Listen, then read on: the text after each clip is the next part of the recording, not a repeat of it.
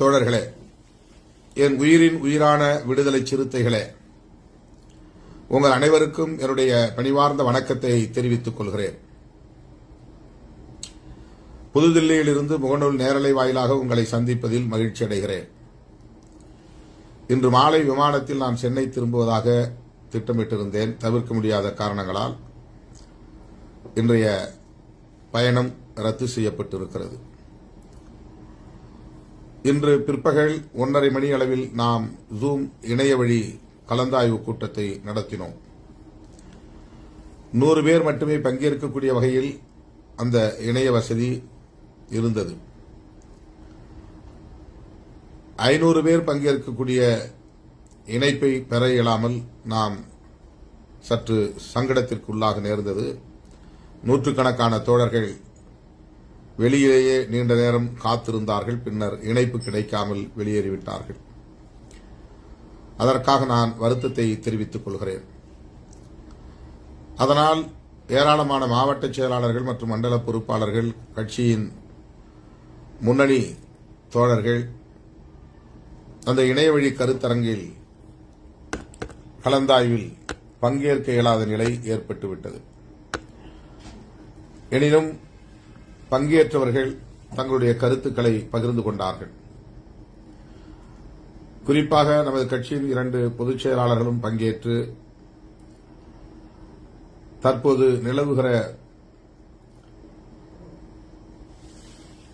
சூழல்கள், குறிப்பாக தென் மாவட்டங்களில் திருநெல்வேலி, தூத்துக்குடி, தென்காசி மற்றும் கன்னியாகுமரி ஆகிய மாவட்டங்களில் பெய்து வரும் கனமழையால் பெருவெள்ளம் சூழ்ந்து பொதுமக்களுக்கு பெரும் அவலத்தை ஏற்படுத்தி இருக்கிறது. அந்த 4 மாவட்டங்களும் தனி தீவாக துண்டிக்கப்பட்டிருக்கிறது. சாலை இணைப்பு இல்லை, ரயில் வழி இணைப்பும் இல்லை,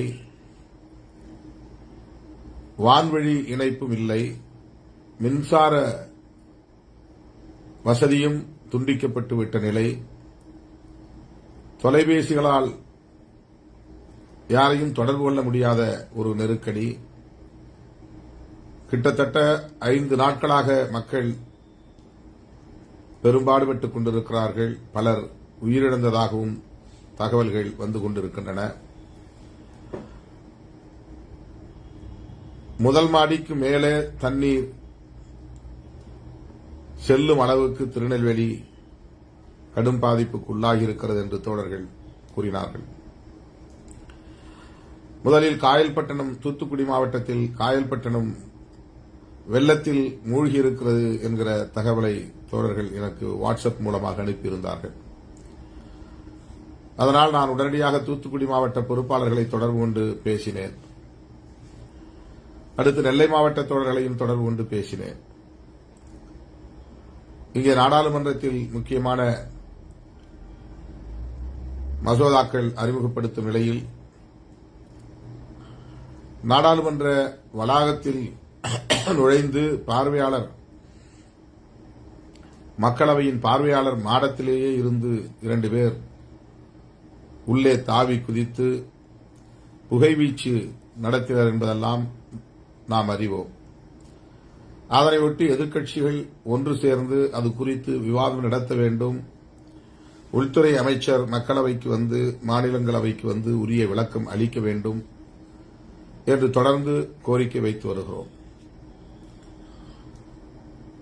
இதனையடுத்து அவர்கள் எதிர்க்கட்சி உறுப்பினர்கள் அனைவரையும் இன்றைக்கு 140க்கும் மேற்பட்ட உறுப்பினர்களை இடைநீக்கம் செய்திருக்கிறார்கள், சஸ்பெண்ட் செய்திருக்கிறார்கள். ஆக இதனையொட்டி ஒவ்வொரு நாளும் இங்கே பதற்றம், பரபரப்பு என்று ஓடிக்கொண்டிருக்கிறது.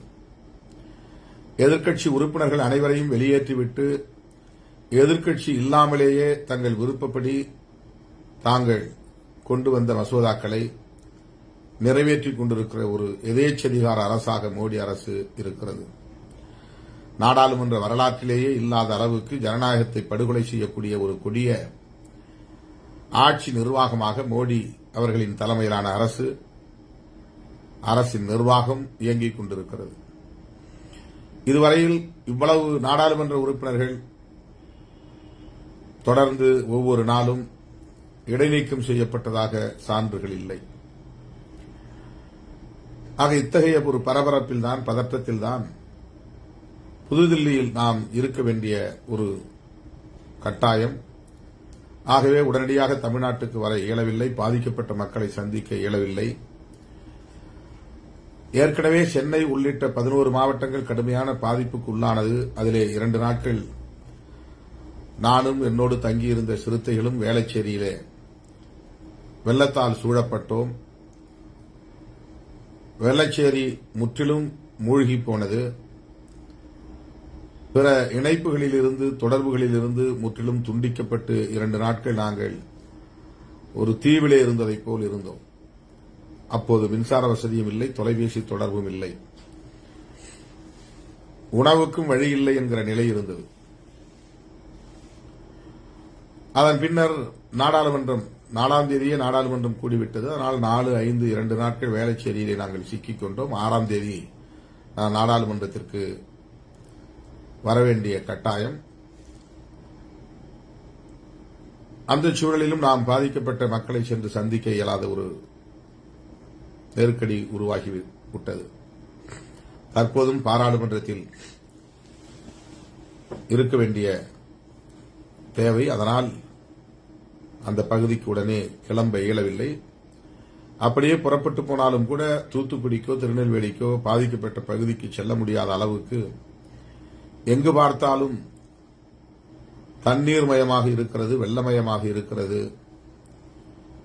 மக்களின் துயரக் குரல் கேட்டுக் கொண்டிருக்கிறது. நேற்று தமிழ்நாடு முதல்வர் புதுதில்லிக்கு வருகை தந்தார். நேற்றைக்கு முதல் நாள். மாலையில் அவரை நேரிலே சந்தித்து அங்குள்ள நிலைமைகள் குறித்து கேட்டறிந்தோம்.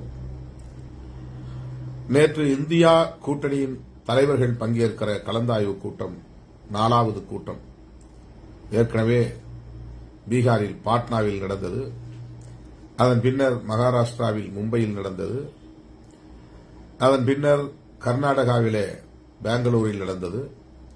இந்த 4வது கூட்டம் புதுதில்லியிலே நடைபெற்றது.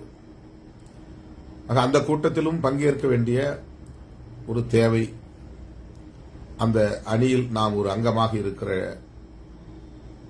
நிலையில் அந்த கூட்டத்தில் கட்டாயம் பங்கேற்க வேண்டும் என்கிற ஒரு தேவை எழுந்த நிலையில்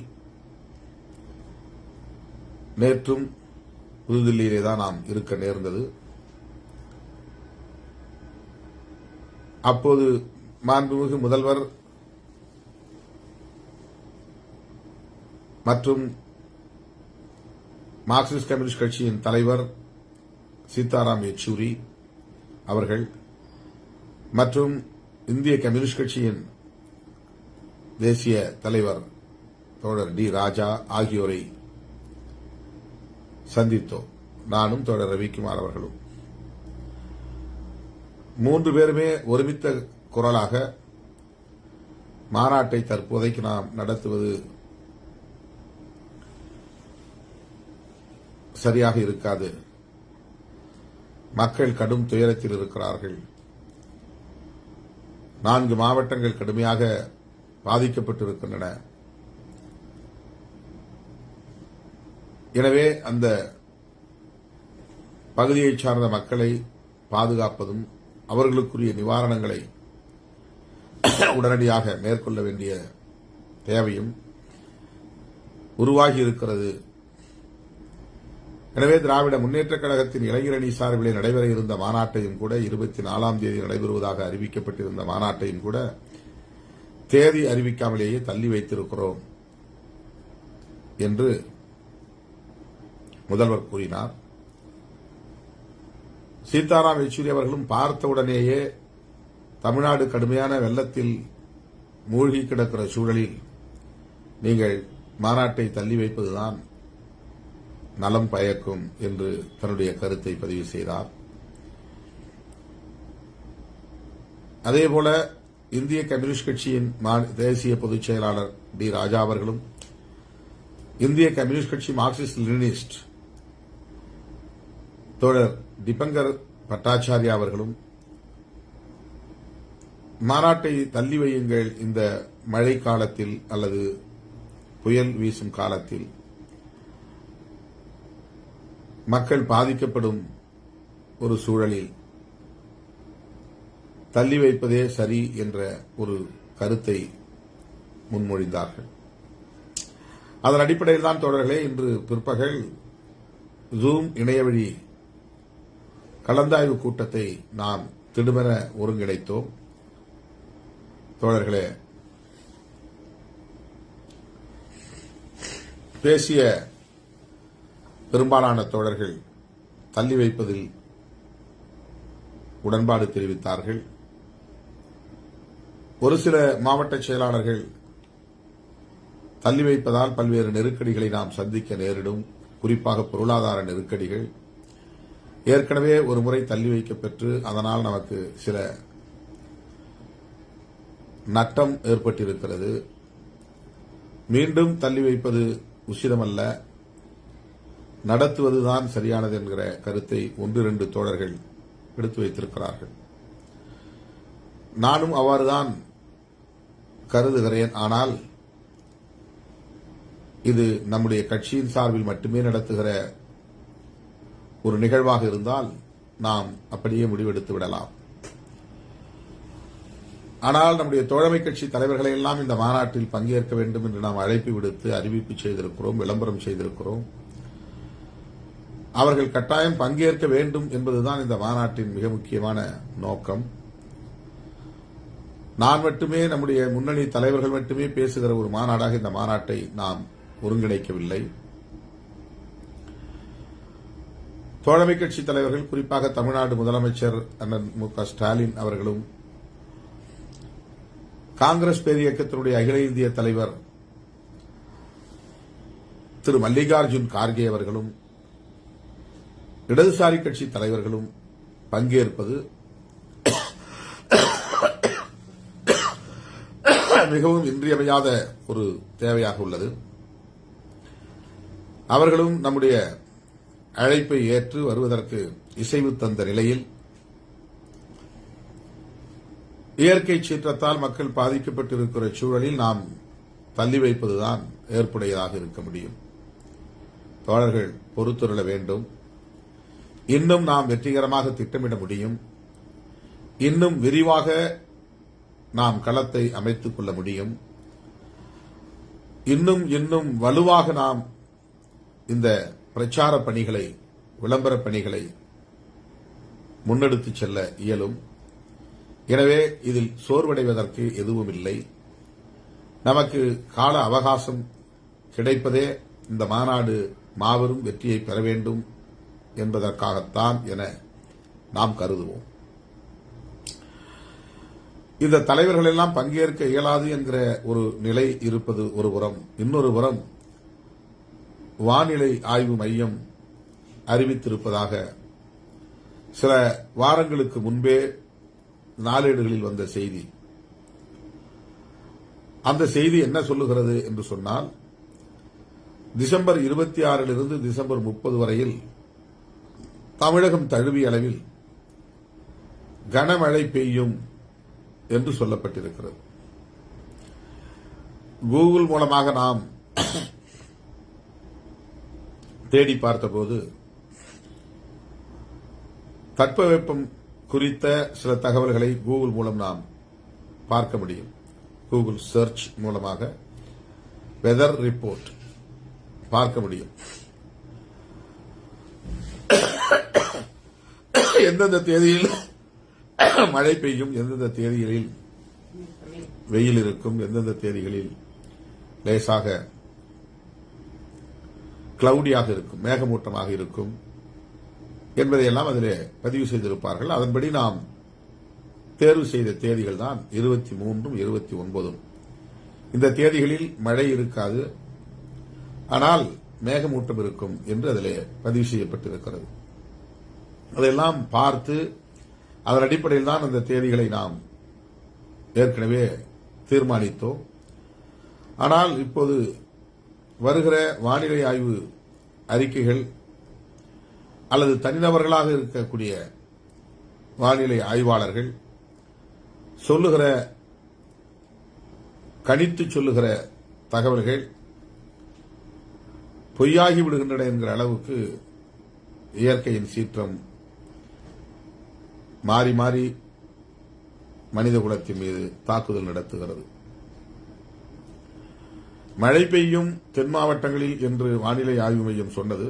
ஆனால் இவ்வளவு அதிகமான மழை பெய்யும் என்று யாராலும் கணிக்க முடியவில்லை என்றுதான் சொல்லுகிறார்கள். சென்னையில் பெய்த மழையின் அளவு 30 சென்டிமீட்டர் என்று சொன்னார்கள். ஆனால் தூத்துக்குடி, திருநெல்வேலி மாவட்டங்களில் அதுபோல 4 மடங்கு பெய்திருக்கிறது. இது வரலாறு காணாத மழை பொழிவு என்று பலரும் குறிப்பிடுகின்றனர். இந்த சூழலில் வானிலை ஆய்வு மையத்தின் இந்த அறிக்கையை நாம் தற்போது கவனித்த நிலையில் அதை அலட்சியப்படுத்த முடியாது. அந்த நாளில் கடும் மழை பெய்தால் எல்லாம் பாழாகிவிடும். நம்முடைய முயற்சியில் அனைத்தும் வீணாகிவிடும். அந்த கவலையும் எனக்கு மேலோங்கி இருக்கிறது. இயற்கை நமக்கு எப்போதும் ஒத்துழைக்கும், அந்த நம்பிக்கை எனக்கு உண்டு. இன்னும் சிறப்பாக நாம் நடத்த வேண்டும் என்பதற்காகவே இது தள்ளிப்போவதாக நான் கருதுகிறேன்.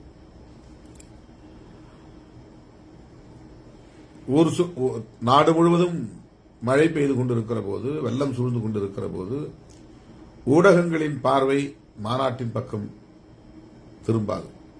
மக்களின் துயரம் பக்கம்தான் இருக்கும். அதுதான் சரியும் கூட. நாம் இவ்வளவு கடும் முயற்சிகளை எடுத்து தலைவர்களை எல்லாம் அழைத்து ஒரு அரசியல் அரங்கமாக அதை ஒருங்கிணைக்கிற நிலையில் ஊடகங்களின் கவனம் இல்லாமல் போனால் அந்த மாநாட்டின் நோக்கம் எடுபடாமல் போய்விடும். மக்களிடம் போய் சேராமல் சிதறிவிடும். எனவே டிசம்பர் 26ஆம் தேதியிலிருந்து டிசம்பர் 30ஆம் தேதி வரையில் சுமத்ரா தீவுக்கு அருகே ஒரு காற்றழுத்தம் உருவாகி அது மெல்ல சென்னையை நோக்கி, தமிழகத்தை நோக்கி நகர்ந்து வரும்போது தமிழகத்தில் பரவலாக கனமழை பெய்யும் என்கிற தகவல் வெளியாகியிருப்பதையும் நாம் கருத்தில் கொள்ள வேண்டிய ஒரு நிலையில் இருக்கிறோம். எனது அருமை தோழர்களே, என் உயிரின் உயிரான விடுதலை சிறுத்தைகளே, நம்முடைய பணிகள் இன்னும் தேவைப்படுகிறது. இன்னும் தீவிரமாக செய்ய வேண்டிய தேவை இருக்கிறது. இன்னும் அதிகமாக நாம் விளம்பரங்களை செய்ய வேண்டிய தேவை இருக்கிறது என்பதால் இது தள்ளி போகிறது என்று நீங்கள் உறுதியாக நம்ப வேண்டும், உறுதியாக அதை ஏற்றுக்கொள்ள வேண்டும் என்று நான் கேட்டுக்கொள்கிறேன். முதல்வரிடத்தில் நேற்று நான் இந்தியா தலைவர்கள் கலந்தாய்வு கூட்டத்தின் போது எந்த தேதியில் நாம் மாற்றி வைக்கலாம் என்று கேட்டேன். சென்னைக்கு வாருங்கள், சென்னையில் நாம் பேசி முடிவெடுப்போம் என்று கூறியிருக்கிறார். சென்னைக்கு நான் போனதும் தூத்துக்குடிக்கு செல்கிறேன், திருநெல்வேலிக்கு செல்கிறேன். 2 நாட்கள் நான் அங்கே போய்விட்டு வந்து விடுகிறேன். வந்த பிறகு நாம் சந்திப்போம் என்று கூறியிருக்கிறார். எனவே முதல்வர் அவர்களை நேரிலே சந்தித்த பிறகு ஒரு நாளை நாம் முடிவு செய்வோம். அந்த நாளில் நம்முடைய மாநாட்டை வெற்றிகரமாக நடத்துவோம். பன்மடங்கு வீரியத்தோடு களப்பணி ஆற்றுவோம். இன்னும் தீவிரமான விளம்பர பணிகளை மேற்கொள்வோம். எனவே தள்ளி போவதனால் சோர்வடைய வேண்டாம் என்று நான் தோழமையோடு கேட்டுக்கொள்கிறேன். இதுபோன்ற நட்டங்களை நாம் எதிர்கொண்டுதான் ஆக வேண்டும். உழைக்கும் மக்கள், சாதாரண மக்கள் உடுத்த மாற்று உடை இல்லாமல், உண்ணுவதற்கும் வழி ஏதும் இல்லாமல் கடும் குளிரில் மழை வெள்ளத்தில் சிக்கி தவிக்கிறார்கள். எத்தனை பேர் உயிரிழந்திருக்கிறார்கள் என்று இதுவரையில் தெரியவில்லை. ஆனாலும் 9 பேர் உயிரிழந்திருக்கக்கூடும் என்ற தகவல்கள் பரவிக் கொண்டிருக்கின்றன. எனவே இத்தகைய பேரிடர் என்றால் பேரிடர் தான், அதை நாம் விவரிக்க முடியாது. விபத்து தான், யார் மீதும் நாம் பழி போட முடியாது. அதைப்போல விபத்தின் பெரிய வடிவம் தான் பேரிடர் என்பது. இந்த பேரிடருக்கு இவர்தான் பொறுப்பு, அவர்தான் பொறுப்பு, இப்படி முன்கூட்டியே செய்திருந்தால் தடுத்திருக்க முடியும், இப்படியெல்லாம் செய்யாததனால் தான் இது நிகழ்ந்துவிட்டது என்று தனிநபர் மீதோ அல்லது அரசின் மீதோ அல்லது அதிகாரிகளின் மீதோ பழி சுமத்தினால் வேண்டுமென்று பேசுகிறோம் என்றுதான் பொருளாகும். உள்நோக்கத்தோடு பேசுகிறோம் என்றுதான் பொருளாகும். பேரிடர் எவராலும் கணிக்க முடியாத ஒன்று, பேரிடர் எவராலும் முன்கூட்டியே தடுக்க முடியாத ஒன்று. பேரிடரை பேரிடராகத்தான் எதிர்கொள்ள வேண்டும். பேரிடர் என்றால் பெரும் துன்பம் என்று பொருள். அந்த பேரிடரை நாம் எவ்வாறு எதிர்கொள்ள முடியும்? அதன் விளைவுகளைத்தான் எதிர்கொள்ள முடியும். அதனை முன்கூட்டியே நாம் கைகளால் பிடித்து தடுத்து நிறுத்திவிட முடியாது. அல்லது அரசுதான் காரணம், ஆட்சி நிர்வாகம்தான் காரணம், அதிகாரிகளின் மெத்தனம்தான் காரணம், முதலமைச்சரின் அலட்சியம்தான் காரணம் என்று நாம் குறை சொல்லிவிட முடியாது. அப்படி சொன்னால் அது உள்நோக்கத்தோடு பேசுகிறோம் என்று பொருள், வேண்டுமென்றே பேசுகிறோம் என்று பொருள். இந்த பெருந்துயரையும் தமது அரசியல் ஆதாயத்திற்காக பேசுகிறோம் என்று பொருள். எனவே அருமை தோழர்களே, பாதிக்கப்பட்ட மக்களுக்காக வருந்துவோம். பாதிக்கப்படாத பகுதிகளை சார்ந்த சிறுத்தைகள் தங்களால் இயன்ற உதவிகளை பாதிக்கப்பட்ட மக்களுக்கு செய்ய வேண்டும். அவர்களை நேரிலேயே சந்தித்து ஆறுதல் சொல்ல வேண்டும். வெள்ளத்தில் அல்லது மழையில் சிக்கி தவிப்பவரை மீட்பதற்குரிய மீட்புப் பணிகளையும் மேற்கொள்ள வேண்டும். நான் 2 நாட்களில் சென்னைக்கு வந்ததும் தென் மாவட்டங்களுக்கு பயணம் செய்ய எண்ணியிருக்கிறேன். அது இன்னும் திட்டமிடப்படவில்லை. அங்குள்ள நிலைமை, இயல்பு நிலைமை உருவான பிறகு, திரும்பிய பிறகுதான் நாம் அங்கே வந்து சேர முடியும். ஆகவே எனது அருமை தோழர்களே, இந்த இயற்கை பேரிடரால் ஏற்பட்டுள்ள தடங்களை நாம் ஒரு தடையாக கருதாமல், பின்னடைவாக கருதாமல், மனம் சோர்ந்து விடாமல் எதிர்கொள்வோம். முதலில் மக்கள் துயரம்தான், அவர்களின் துயரை துடைப்பதற்குரிய களப்பணிகள் தான். எனவே இதில் கவனம் குவிப்போம் என்பதை சொல்லி, நாடாளுமன்றத்தில் என்ன நடந்தது என்பதையும் சுருக்கமாக நான் பதிவு செய்ய விழைகிறேன். அருமை தோழர்களே, நாடாளுமன்றத்தில் 2 பேர் வெளியிலே இருந்து வந்தார்கள்.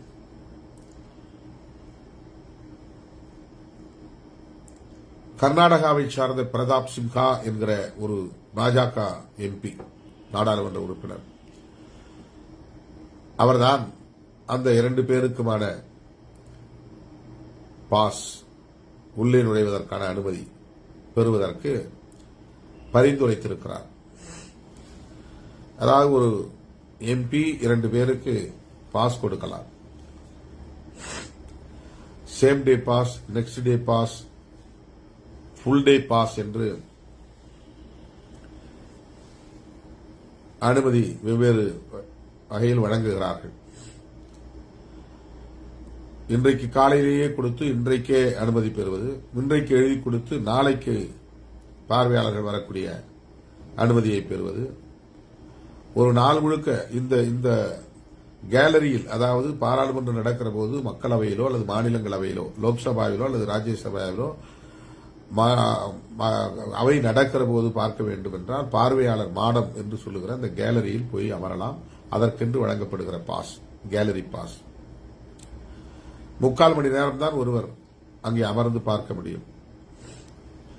நேரடியாக அந்த பார்வையாளர் மாடத்திற்கு போக வேண்டும். பார்த்து முடிந்த பிறகு அங்கிருந்து அவர்கள் வெளியேறிவிட வேண்டும். வேறு எங்கேயும் நுழைய முடியாது.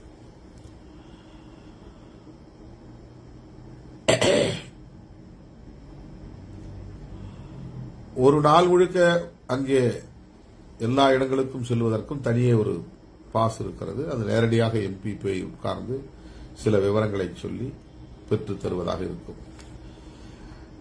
பிரதாப் சிம்ஹா அப்படி 2 பேருக்கு பரிந்துரைத்திருக்கிறார். அந்த 2 பேருக்கும் லைசன்ஸ், அதாவது பாஸ் கிடைத்து விட்டது. அவர்கள் 2 பேரும் அந்த பார்வையாளர் மாடத்திலிருந்து மக்களவைக்குள்ளே குதித்திருக்கிறார்கள். ஏற்கனவே அவர்கள் உள்ளே போய் அந்த வடிவமைப்பை எல்லாம் கவனித்து அதன் பிறகுதான் இந்த முடிவை எடுத்திருக்க முடியும். அந்த பிரதாப் சின்ஹா அப்படி உள்நோக்கத்தோடு செய்தார் என்று நாம் சொல்ல முடியாது. ஏனென்றால் நான் கூட ஒவ்வொரு நாளும் யாராவது பாஸ் கேட்டால் அவர்கள் நீட்டுகிற இடத்திலே கையெழுத்து போட்டு அவர்களுக்கு பாஸ் கிடைப்பதற்கு பரிந்துரைத்துக் கொண்டுதான் இருக்கிறேன். அவர் யார், என்ன ஊர், என்ன செய்கிறார் என்றெல்லாம் நாம் பார்ப்பதில்லை. நம்மால் இந்த எளிய உதவியை செய்ய முடியும். அவர்கள் உள்ளே வந்து பார்க்க முடியும், பார்வையாளர் மாடத்தில் அமர முடியும் என்கிற போது அதை செய்வதில் என்ன தவறு இருக்கிறது என்று எண்ணி நான் பல பேருக்கு விசாரிக்காமலேயே கூட கையொப்பமிட்டு தந்திருக்கிறேன். அவர்கள் அப்படி உள்ளே வந்து பார்த்திருக்கிறார்கள். அப்படி அவரும் செய்திருக்க வாய்ப்பு இருக்கிறது. ஆனாலும் கூட அவர் அனுப்பிய அந்த 2 பேர் தான் பார்வையாளர் மாடத்தில் இருந்து உள்ளே தாவி குதித்து கைகளில் கொண்டு வந்திருந்த மஞ்சள் புகையை கக்குகிற ஒரு குப்பி. அது ஒரு பதற்றத்தை ஏற்படுத்தியது, பரபரப்பை ஏற்படுத்தியது. நாட்டை ஆளக்கூடியவர்களின் அவை அது. நாடாளுமன்றம், நாட்டை ஆளுகிற மன்றம், நாடாளுமன்ற உறுப்பினர், நாட்டை ஆளுகிற மன்றத்தை சார்ந்த உறுப்பினர்கள். ஆகவே அதில் இடம்பெற்றுள்ள உறுப்பினர்கள் தான் நாட்டை ஆளுகிறார்கள். ஒரு கட்சி ஆளுங்கட்சி என்றாலும் கூட அத்தனை பேரும் சேர்ந்துதான் இந்த நாட்டை ஆளுகிறார்கள் என்று நாம் புரிந்து கொள்ள முடியும். அப்படிப்பட்ட உயரிய பெருமன்றம் பாதுகாப்பில்லாமல் இருக்கிறது என்பது எவ்வளவு பெரிய அதிர்ச்சிக்குரியது. உலக அரங்கில் இந்தியாவின் மானமே கப்பல் ஏறிவிட்டது, தலைகுனிவு ஏற்பட்டுவிட்டது என்றெல்லாம் ஜனநாயக சக்திகள் வேதனைப்படக்கூடிய ஒரு நிகழ்வாக அது இருக்கிறது. இந்த சம்பவம் குறித்து அவையிலே விவாதிக்க வேண்டும் என்பதுதான் எதிர்க்கட்சிகள் முன்வைக்கக்கூடிய கோரிக்கை. இவர்கள் நேர்மையானவர்களாக இருந்தால், ஜனநாயகத்தை மதிக்கக்கூடியவர்களாக இருந்தால் ஒரு 3 மணி நேரமோ அல்லது 2 மணி நேரமோ இதற்கென்று ஒதுக்கி முக்கியமான கட்சி தலைவர்கள், மூத்த தலைவர்கள், தொடர்ந்து வெற்றி பெறக்கூடிய வயது முதிர்ந்த தலைவர்கள் இப்படி சிலரை மட்டுமாவது பேச அனுமதித்திருக்கலாம். அதை கண்டனம் செய்து உரையாற்றுவதன் மூலம் அது அவை குறிப்பிலே கூட பதிவாகும். இதில் என்ன தவறு இருக்கிறது? ஆளுங்கட்சியை விமர்சித்தாலும் கூட அதனால் என்ன பிழை? ஆனால் அவ்வாறு விவாதிப்பதற்கு அவர்கள் உடன்படவில்லை. இதுதான் பிரச்சனை. அந்த 2 பேருக்கு அனுமதி தந்தது பிஜேபி எம்பி. நாடாளுமன்றத்தை பாதுகாக்க வேண்டியது மக்களவைத் தலைவரும் உள்துறை அமைச்சரும்.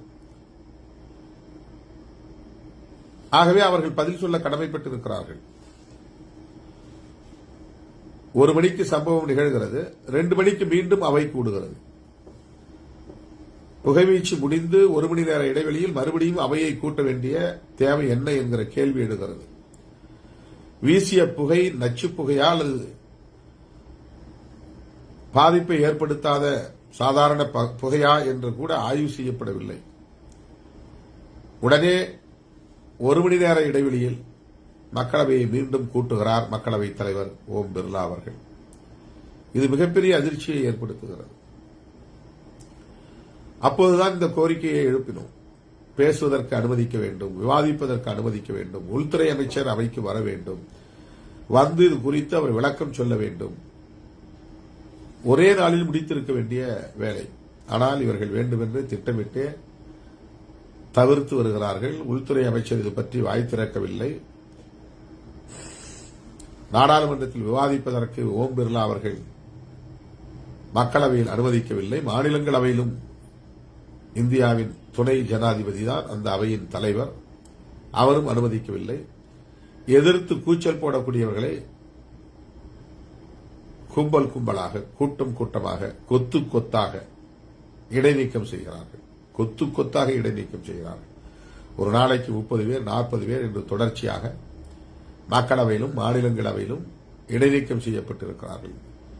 கிட்டத்தட்ட 140 150 எம்பிக்களை வெளியேற்றிவிட்டு 2 அவையிலும் இன்றைக்கு அவர்கள் விரும்புகிற மசோதாக்களை எல்லாம் கொண்டு வந்து நிறைவேற்றிக் கொண்டிருக்கிறார்கள். நான் முதல் நாள் உள்ளே அவையிலே இருக்கிற போது அந்த அவையை நடத்துவதற்கு இருக்கிற அமைச்சர் பிரகலாத் ஜோஷி அவர்கள் எதிர்க்கட்சித் தலைவர்களை வந்து சந்தித்து விவாதம் இல்லாமலேயே முக்கியமான 3 மசோதாக்களை நிறைவேற்றுவதற்கு நீங்கள் ஒத்துழைத்தால் இடைநீக்கம் செய்யப்பட்ட 14 பேரையும் நாங்கள் மீண்டும் எடுத்துக் கொள்வோம், இடைநீக்கத்தை ரத்து செய்வோம் என்று பேச்சுவார்த்தை நடத்தினார்கள். அதற்கு எதிர்க்கட்சித் தலைவர்கள் உடன்படவில்லை. திமுக, காங்கிரஸ் மற்றும் கம்யூனிஸ்ட் கட்சி தலைவர்கள் அதற்கு உடன்படவில்லை. நாங்கள் கோருவது இடைநீக்கம் செய்யப்பட்டவர்களை மீண்டும் அவைக்கு அனுமதியுங்கள் என்பது அல்ல, அத்துமீறல் செய்திருக்கிற நாடாளுமன்றத்தின் மிகப்பெரிய அளவில் ஒரு தலைக்குடிவை ஏற்படுத்தி இருக்கிற தனிநபர்களின் அத்துமீறல் குறித்து அவையில் பேச வேண்டும், உள்துறை அமைச்சர் உரிய விளக்கம் தர வேண்டும். இதுதான் எங்கள் கோரிக்கை. எனவே நீங்கள் இந்த சட்ட மசோதாக்களை நிறைவேற்றுவதற்காக எங்களிடம் சமரசம் பேச வேண்டிய தேவையில்லை என்று மறுதளித்து விட்டார்கள். அதன் பிறகுதான் அடுத்த நாள், அதாவது 2வது முறை 40க்கும் மேற்பட்டவர்களை இடைநீக்கம் செய்தார்கள். அதற்கு அடுத்த நாள் தான் நானும் இடைநீக்கம் செய்யப்பட்டேன். அதாவது நேற்று அவைத்தலைவர் அமர்ந்திருக்கிற நாற்காலிக்கு நேர் எதிரே செக்ரட்டரி ஜெனரல் என்கிற அதிகாரி அமர்ந்திருப்பார். அவருக்கு முன்னால் வலதுபுறமும் இடதுபுறமும் 5 பேர் 4 பேர் என்று மொத்தம் 10 பேர் அல்லது 8 பேர் அமர்ந்து ஒவ்வொரு உறுப்பினரும் பேசுவதை குறிப்பெடுத்துக் கொண்டே இருப்பார்கள். அது ஒரு மையப்பகுதி. அதை சுற்றியுள்ள இறக்கமாக இருக்கிற தாழ்வாக இருக்கிற பகுதியை ஆங்கிலத்திலே வெல் என்று சொல்வார்கள், கிணறு என்று சொல்வார்கள். உறுப்பினர்கள் அவரவர் இருக்கையில் அமர்ந்திருக்க வேண்டும். அந்த இருக்கையிலேயே அந்த இடத்திலேயே எழுந்து நின்று பேச வேண்டும். அந்த இருக்கையில் அமர்ந்து கொண்டே வாக்களிக்க வேண்டும். அந்த இருக்கையில் இருந்து கொண்டே கேள்வி எழுப்ப வேண்டும். இதுதான் விதி. அந்த வெல் என்கிற பகுதிக்கு, மையப்பகுதிக்கு வரக்கூடாது. வருவது நடத்தை மீறல் தான். ஆனால் அப்படி செய்வது ஒன்றும் பெரிய குற்றமில்லை. காலம் காலமாக வெள்ளைக்காரர் காலத்தில் இருந்து இந்த நடைமுறை பின்பற்றப்பட்டு வருகிறது. சட்டமன்றத்திலே யாராவது அப்படி கூச்சல் எழுப்பினால் சட்டமன்ற காவலர்கள் வந்து குண்டுகட்டாக தூக்கி கொண்டு போய் வெளியே போடுவார்கள். ஆனால் நாடாளுமன்றத்திலே அப்படி நாடாளுமன்ற உறுப்பினர்கள் மீது யாரும் கை வைக்க முடியாது. என்னதான் கூச்சல் பட்டாலும், என்னதான் அத்துமீறி நடந்தாலும் கூட அந்த நாடாளுமன்ற மரபுப்படி நாடாளுமன்ற உறுப்பினர்களை மதிக்க வேண்டும். அவர்கள் கூச்சல் போடுகிற வரையில் அமைதிதான் காக்க வேண்டுமே தவிர அவர்களை அப்புறப்படுத்துவதற்கு முயற்சிக்கக்கூடாது. இது நாடாளுமன்றத்தில் இருக்கிற ஒரு மரபு. ஆகவே 1 மணி நேரம் கூட நாங்கள் கூச்சல் போட்டுக் கொண்டே இருப்போம். அவை நடந்து கொண்டே இருக்கும். யார் மீதும் நடவடிக்கை இருந்ததில்லை. 2009 2014 வரையில் பழைய நாடாளுமன்றத்தில் 5 ஆண்டுகள் அவை நடவடிக்கைகளில் நாம் ஈடுபட்டிருக்கிறோம். பல முறை போய் கூச்சல் போட்டிருக்கிறோம். நம்முடைய கோரிக்கைகளை எழுப்பியிருக்கிறோம். ஆனால் யார் மீதும் எந்த நடவடிக்கையும் எடுக்கப்பட்டதில்லை. அவை தலைவருக்கே இடையூறு செய்யக்கூடிய வகையில் யாராவது அவருடைய சேம்பரிலேயே, அவருடைய இருக்கையிலேயே போய் நின்று கொண்டு எதையும் மீறி நடந்தால், அத்துமீறல் செய்தால் அவ்வப்போது அவர்கள் இடைநீக்கம் செய்யப்படுவதுண்டு. ஆனால் இந்த முறை அவ்வாறு கூச்சல் போடாதவர்களை கூட அந்த மையப்பகுதிக்கு வந்த அனைவரையும், அப்படித்தான் நானும் போய் நின்றேன். ஆனால் நான் உட்பட எதிர்க்கட்சி உறுப்பினர்கள் ஏராளமானவர்கள் வெளியேற்றப்பட்டு விட்டார்கள், இடைநீக்கம் செய்யப்பட்டு விட்டார்கள். அதற்கு என்ன காரணம் என்றால், அவர்கள் கொண்டு வருகிற மசோதாவை எதிர்ப்பில்லாமல் இந்த கூட்டத்தொடரிலேயே நிறைவேற்றிவிட வேண்டும் என்பதுதான் அவர்களின் நோக்கம்.